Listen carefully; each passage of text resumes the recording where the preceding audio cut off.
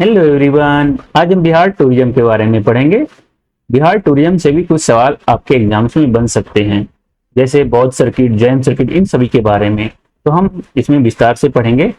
अगर अभी तक आपने Bihar special history, Bihar special geography और बिहार स्पेशल इकोनॉमी नहीं पढ़ा है तो आप पढ़ लीजिएगा। आपको आई बटन में ये सब दिख जाएगा। आप चैनल पे भी जाएंगे तो ये सभी वीडियो आपको वहाँ पे दिख जाएंगे, है ना। अगर आप 72 बीपीएससी, 73 बीपीएससी या फिर आप TRE 4, AEDO, Bihar SSC CGL की तैयारी कर रहे हैं तो बिहार टूरिज्म से प्रश्न बनने की संभावनाएं हमेशा होती है। तो जैसा कि आपको पता है कि बिहार अपने आप में काफी एक समृद्ध राज्य है। यहाँ पे ऐतिहासिक, धार्मिक और दर्शनीय स्थल भी काफी मौजूद हैं, जैसे हिंदू धर्म, बौद्ध जैन सिख मुस्लिम, इन सभी के स्थलीय धर्मस्थलीय मौजूद है ना। तो हम पर्यटन का देखिए और भी चीजें देखेंगे। पर्यटन का ये जो आर्थिक भी पक्ष होता है, जिसमें बिहार के पर्यटन को उद्योग का दर्जा दिया गया है। और पर्यटन का जो थीम है इस वर्ष का बिहार पर्यटन विभाग का, बिहार टूरिज्म ब्लिसफुल बिहार, है ना। और इकोनॉमिक सर्वे 2025-26 के अनुसार वर्ष 2026 में 660 लाख पर्यटक बिहार आए, जिनमें से 653 लाख पर्यटक देसी पर्यटक और 7 लाख विदेशी पर्यटक थे। और पर्यटन को बढ़ावा देने के लिए सरकार द्वारा नई पर्यटन नीति 2023 से 28 को लागू किया गया है।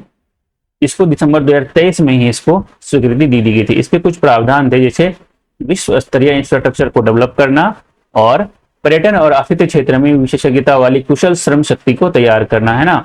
और पर्यटकों की सुरक्षा पर भी विशेष ध्यान रखना और पर्यटन क्षेत्र में अधिक पूंजी का निवेश करना और बिहार में थीम आधारित पर्यटन गंतव्यों और संबंधित इंफ्रास्ट्रक्चर का निर्माण करना है ना। बिहार पर्यटन ब्रांडिंग एवं विपणन नीति 2024 को लागू किया गया है। बिहार में पर्यटन के विकास के लिए पर्यटन स्थलों को सर्किट रूपों में चिन्हित किया गया है। प्रमुख सर्किट एवं उसके स्थल कुछ को देखते हैं हम। अभी नवनिर्मित जो भवन है उसको देखते हैं, जैसे कि राजगीर खेल अकादमी, ये कहाँ पे है? राजगीर में है। APJ अब्दुल कलाम सिटी, ये पटना में है। बापू टावर, ये भी पटना में है। बिहार पशु विज्ञान विश्वविद्यालय बासु, ये पटना में है। बुद्ध सम्यक दर्शन संग्रहालय वैशाली, भारत का सबसे ऊंचा स्टोन स्तूप है, ये वैशाली में है ना। अब हम बौद्ध सर्किट के बारे में कुछ जानकारी लेते हैं। बौद्ध धर्म के सभी उच्च महत्व वाले पवित्र स्थलों को इसमें स्थान दिया है, जैसे कि जहां भगवान बुद्ध का जन्म हुआ था, उन्हें जहां ज्ञान की प्राप्ति हुई थी, जहां उपदेश दिए थे, कहीं उनके स्तूप है। इन सभी को बौद्ध सर्किट का मतलब इस वहां मान्यता दिया गया है। बौद्ध सर्किट को बिहार के मैप में देखेंगे, जिससे कि आप चीजों को लंबे समय तक याद रख पाएंगे, है ना। तो सबसे पहले हम उत्तर बिहार ही देख लेते हैं। यहाँ देखिए पूर्वी चंपारण से शुरू करते हैं, पश्चिमी चंपारण से। यहाँ वाल्मीकि नगर है और फिर लौड़िया नंदनगढ़ है। यहाँ पे क्या है? बौद्ध स्तूप और अशोक का स्तंभ है। और रामपुर में अशोक स्तंभ है। और फिर यहाँ पे अरेराज में अशोक स्तंभ यहाँ पे भी है। केसरिया में बौद्ध स्तूप ग्रह है, बौद्ध स्तूप है ना। वैशाली में अभिषेक पुष्करणी अशोक स्तंभ है, विश्रांति स्तूप है, राजा विशाल का गढ़ है और बुद्ध रेलिंग स्तूप भी है।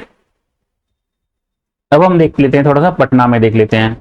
बुद्ध स्मृति पार्क है पटना में, चेचर बौद्ध स्तूप है, कुम्हार है, पुत्र करुणा स्तूप है, अगम कुआं है और पटना म्यूजियम है। ये भी बौद्ध सर्किट के अंतर्गत ही है ना। अब हम लेते हैं जहानाबाद। जहानाबाद में लट स्तंभ है, बराबर की गुफा है। और बोधगया में देखते हैं अनिमेश लोचन स्तूप है, महाबोधि मंदिर है, महाबोधि का पेड़ है, सुजाता स्तूप है, 80 फीट बुद्ध की प्रतिमा है। और गया जी में डुंगेश्वरी पहाड़ी एवं गुफा है। और नालंदा में देखिए, नालंदा यूनिवर्सिटी का जो अवशेष है जो विखंडित किया गया था। और फिर आर्कियोलॉजिकल म्यूजियम है, फैनसांग मेमोरियल, ये भी नालंदा में है।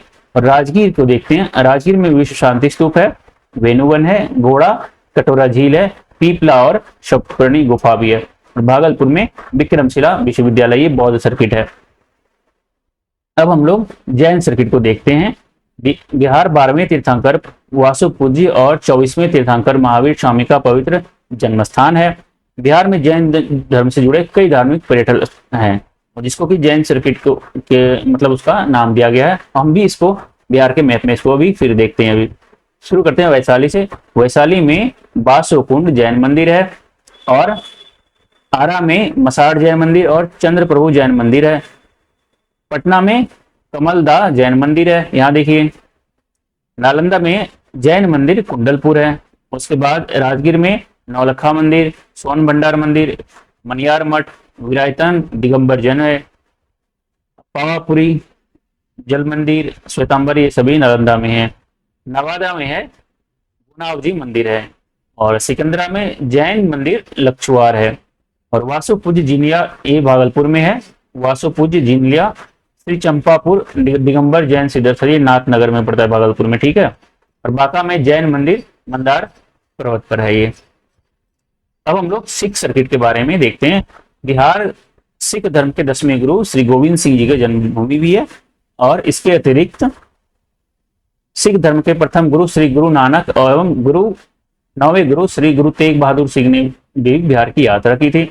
अब हम सिख सर्किट मैप के द्वारा देखते हैं इसको। पटना में देखते हैं। पटना में गुरुद्वारा कंगन घाट है, गुरुद्वारा बाल लीला मैनी संगत है, गुरुद्वारा गाय घाट है, तख्त श्री हरिमंदिर जी पटना साहिब है, गुरुद्वार का बाग है, और फिर प्रकाश पुंज है।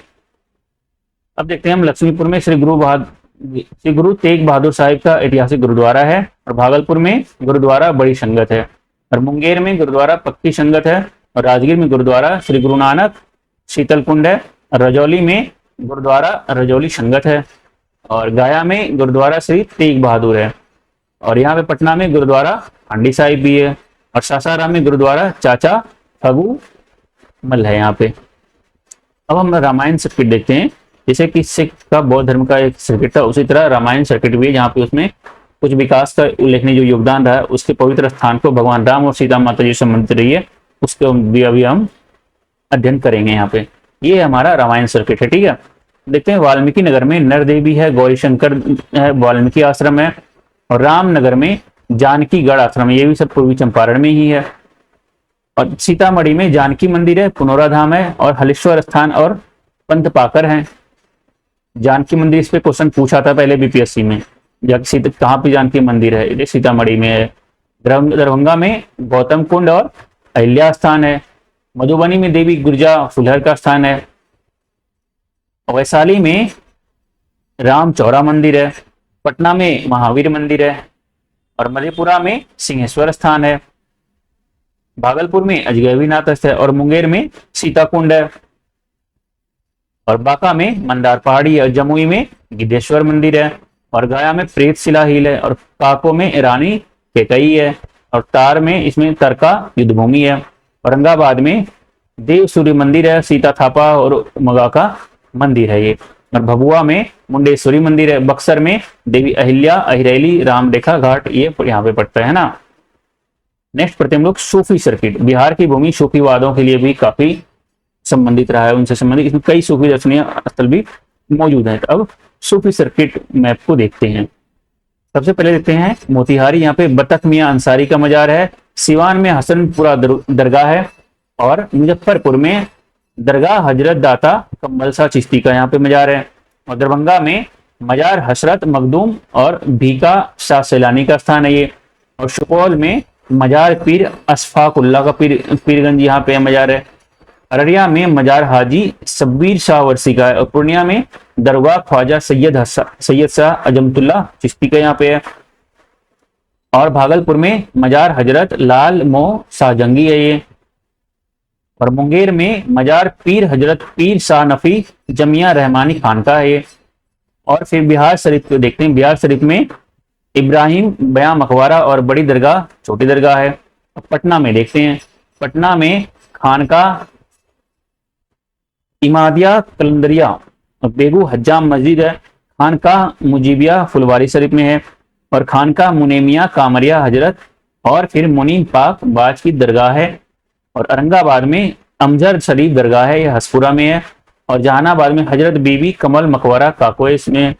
और सासाराम में शेर शाह सूरी का मकबरा। ये तो बहुत इंपॉर्टेंट है, कई बार एग्जाम में पूछा है, अगर आप पहले एग्जाम दिया होगा तो फिर आपको पता होगा। बक्सर में दरगाह दरिया शाह बाबा का है। और मनेर में मनेर शरीफ दरगाह है। और छपरा में कुंवारे पीर बाबा दरगाह है ये। और हाजीपुर में हाजीपुर करबला का है। ठीक है, ये था सूफी का। अब देखते हैं इको सर्किट देखते हैं। इको सर्किट जहाँ जैव विविधता और मनभावक पर्यावरण दृश्य से परिपूर्ण स्थल है, जैसे पहाड़ झरने हरियाली, ये सभी दृश्य यहाँ पे मौजूद मिलेगा। इसको इको टूरिज्म मैप कहते हैं इसको। सबसे पहले पश्चिमी चंपारण देखते हैं, वाल्मीकि टाइगर रिजर्व है और उदयपुर वन्यजीव अभ्यारण्य है। फिर यहाँ पे अमुआ मन झील है। फिर हम देखते हैं यहाँ पे पटना में पटना जू इको पार्क है, कुशेश्वर स्थान पक्षी स्थान का ये भी है, कांवर झील पक्षी अभ्यारण्य है, और यहाँ पे सीता कुंड है। फिर विक्रमशिला गंगेटिक डॉल्फिन है भागलपुर में, फिर भीम बांध वन्यजीव अभ्यारण्य है, और फिर ओरनी डैम है, ये बांका जिला में पड़ता है। फिर नागी नक्टी डैम ये जमुई में है, नागी और नक्टी डैम, ठीक है। नवादा में कपुलत प्रपात है, फिर गौतम बुद्ध वन्यजीव अभ्यारण्य है, और घोड़ा कटोरा देख लीजिए, यहाँ पे पांडु पोखर है, Rajgir nature zoo safari Rajgir में है, बराबर की पहाड़ी ये भी है, और फिर यहाँ पे इंद्रपुरी बराज यहाँ पे देख लीजिए, और कशिश जलप्रपात, तूतला भवानी जलप्रपात, और फिर मांझर और धुआं कुंड है। और यहाँ देखिए तैमूर वन्यजीव अभ्यारण्य है, फिर करकटगढ़ जलप्रपात, और फिर ये तेलहर जलप्रपात है, ठीक है। ये इको टूरिज्म है। अब हम थोड़ा सा यूनेस्को से संबंधित कुछ चीजों को देखते हैं। यूनेस्को विश्व विरासत स्थल की सूची में बिहार के 2 स्थलों को चिन्हित किया गया है। पहला एक तो महाबोधि मंदिर कॉम्प्लेक्स है बोधगया, इसको 2002 में किया गया है, और महाबोधि जो स्थित बौद्ध धर्म का सबसे पवित्र स्थल माना जाता है, और भगवान बुद्ध को ज्ञान की प्राप्ति भी यहीं हुई थी, तो ये आपको पता होगा बोधगया में हुआ था। इस मंदिर के प्रांगण में बोधि वृक्ष भी मौजूद हैं, लेकिन ये जो अभी जो वर्तमान में बोधि वृक्ष देखेंगे 5वीं पीढ़ी का है ना, इसके नीचे भगवान बुद्ध को ज्ञान की प्राप्ति हुई थी, इससे ये 5वीं पीढ़ी का है। अब नालंदा महाविहार का पुरातात्विक स्थल जो नालंदा 2016 में इसको स्थापित किया गया है, इसको मतलब मान्यता मिला है यूनेस्को के धरोहर में। अब नालंदा महाविहार का निर्माण प्राचीन गुप्त काल में शिक्षा के केंद्र के रूप में हुआ था। ये बौद्ध धर्म का सबसे बड़ा शिक्षा का केंद्र था, यह विश्व का प्रथम बड़ा विश्वविद्यालय था। बख्तियार खिलजी ने नालंदा विश्वविद्यालय को ध्वस्त किया और यहाँ पे पुस्तकालय में आग लगा दिया। वर्ष 2010 में संसद में पारित नालंदा विश्वविद्यालय अधिनियम के द्वारा राजगीर में नालंदा विश्वविद्यालय की पुनर्स्थापना किया, जहां 2014 से शैक्षणिक सत्र प्रारंभ हो गया है। दोस्तों आज हमारा इको टूरिज्म का चैप्टर यहाँ पे कंप्लीट हो गया है।